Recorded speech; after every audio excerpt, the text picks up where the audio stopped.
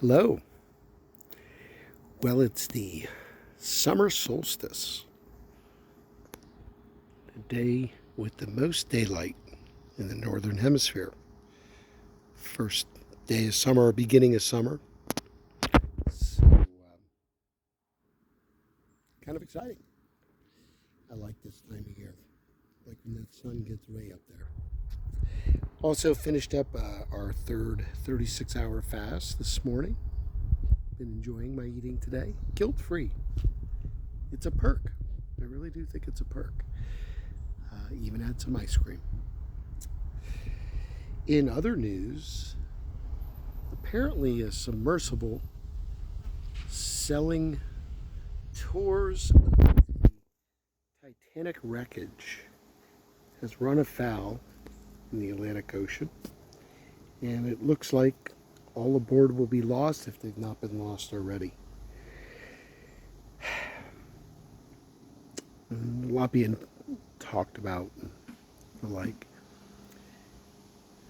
When I heard the story, the first thought that went through my mind was, how do we think we're ready to run tourism to the bottom of an ocean, particularly 2.5 miles? The oceans are one of the least explored places on Earth, in our solar system for that matter.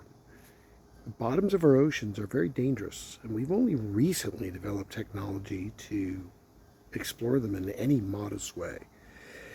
The idea that we can be doing tourism to the bottom of the ocean, the word that popped into my head was hubris.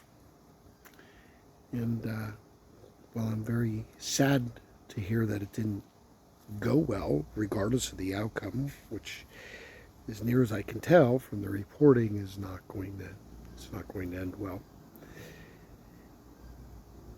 We really shouldn't be so flippant about something so decidedly dangerous, and that we're really not that good at yet.